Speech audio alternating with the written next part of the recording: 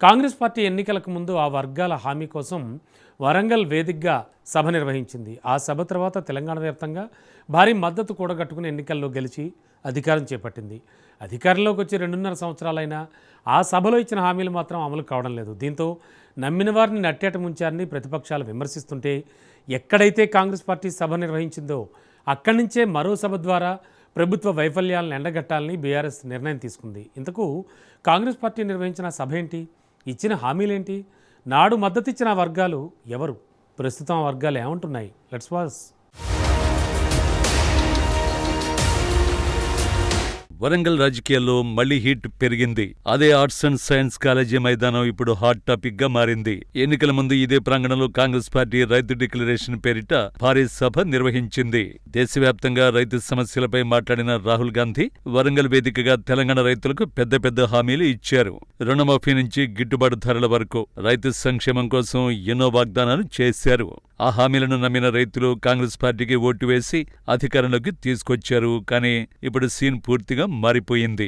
రైతుల కష్టాలు మాత్రం అలాగే ఉన్నాయి. పంట ఖర్చులు పెరిగిపోయాయి, మార్కెట్లో ధరలు పడిపోతున్నాయి, అప్పులు మాత్రం పెరుగుతూనే ఉన్నాయి. కానీ ఎన్నికల సమయంలో ఇచ్చిన హామీలు మాత్రం కనిపించడం లేదు. హామీలిచ్చి మోసం చేశారనే ఆగ్రహం గ్రామస్థాయిలో పెరుగుతోంది. ఇదే పాయింట్ క్యాష్ చేసుకుంటూ బీఆర్ఎస్ పార్టీ మళ్లీ రంగంలోకి దిగింది. అదే మైదానం, అదే రైతులు, కానీ సరే నిజం బయట పెడతామనే స్ట్రాటజీతో ముందుకు వెళ్లింది BRS. Warangal arts and science కాలేజీలో భారీ రైతు సభ ఏర్పాటు చేసి కాంగ్రెస్ ప్రభుత్వాన్ని డైరెక్ట్ గా టార్గెట్ చేయాలని ప్లాన్ చేసింది. కానీ ఇక్కడే అసలు ట్విస్ట్. ప్రభుత్వం మాత్రం ఆ మైదానానికి అనుమతి ఇవ్వలేదు. రైతు వారోత్సవాల పేరుతో అదే ప్రాంగణాన్ని బ్లాక్ చేసింది. బీఆర్ఎస్ కు వేరే ప్రదేశంలో సభ పెట్టమని చెప్పింది. దీంతో రాజకీయంగా పెద్ద చర్చ మొదలైంది. అదే ప్రాంగణంలో కాంగ్రెస్ సభ పెట్టుకోవచ్చు, కానీ ఇప్పుడు ప్రతిపక్షానికి ఎందుకు అనుమతి లేదు? ఇది కేవలం అడ్మినిస్ట్రేటివ్ డెసిషనా లేక పొలిటికల్ స్ట్రాటజీనా?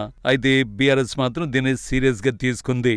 తమ స్వరాన్ని అణిచివేయడానికి ప్రభుత్వం ప్రయత్నిస్తోందని, రైతుల కోసం మాట్లాడితే అడ్డుకుంటున్నారు అంటూ ఫైర్ అవుతోంది. ఇంకోవైపు కాంగ్రెస్ వర్గాలు మాత్రం డిఫెన్స్ లోకి వెళ్లాయి. రైతు వారోత్సవాలు ఇప్పటికే ప్లాన్ చేశాం, అందుకే అనుమతి ఇవ్వలేకపోయామని చెబుతున్నాయి. కానీ గ్రౌండ్ రియాలిటీ చూస్తే రైతులలో అసంతృప్తి పెరుగుతోంది. హామీలు అమలు కాలేదనే భావన బలపడుతోంది. ఇదే అంశాన్ని బీఆర్ఎస్ పొలిటికల్ గా క్యాష్ చేసుకోవాలని చూస్తోంది. ఇప్పుడు అసలు గేమ్ స్టార్ట్ అయింది. రైతుల నమ్మకం మళ్లీ ఎవరి వైపు తిరుగుతుంది? కాంగ్రెస్ ఇచ్చిన హామీలు అమలు చేస్తుందా, లేక బీఆర్ఎస్ ఈ ఇష్యూ మీద రాజకీయంగా అడ్వాంటేజ్ తీసుకుంటుందా అనేది చర్చనీయాంశంగా మారింది. వరంగల్ ఇప్పుడు తెలంగాణ రాజకీయాలకు కేంద్ర బిందువుగా మారింది. రైతు డిక్లరేషన్ ఇచ్చిన అదే వేదిక ఇప్పుడు రాజకీయ పోరాటానికి వేదికగా మారుతోంది. ఎన్నికల ముందు Warangal arts and science college మైదానంలో కాంగ్రెస్ పార్టీ రైతు డిక్లరేషన్ పేరుతో భారీ సభ నిర్వహించింది. ఆ సభలో రాహుల్ గాంధీ రైతులకు అనేక హామీలు ఇచ్చారు. పంటలకు గిట్టుబాటు ధరలు, రుణమాఫీ, రైతు సంక్షేమానికి పెద్దపీట వేస్తామని చెప్పి రైతుల విశ్వాసాన్ని గెలుచుకున్నారు. ఆ హామీలనే నమ్మి రైతులు కాంగ్రెస్ పార్టీకి మద్దతునిచ్చారు. రైతు కుటుంబాల్లో వెలుగులు నింపుతుందని, రైతు బంధు పెంచుతామని, 2 లక్షల రూపాయల రుణాన్ని మాఫీ చేస్తామని రైతులకు హామీ ఇవ్వడంతో రాష్ట్రంలోని రైతు కుటుంబాలన్నీ పార్టీకి అండగా నిలబడ్డాయి. కానీ ఇప్పుడు పరిస్థితి చూస్తే ఇచ్చిన హామీలు గాలి కుదిరేసినట్టు కనిపిస్తోంది.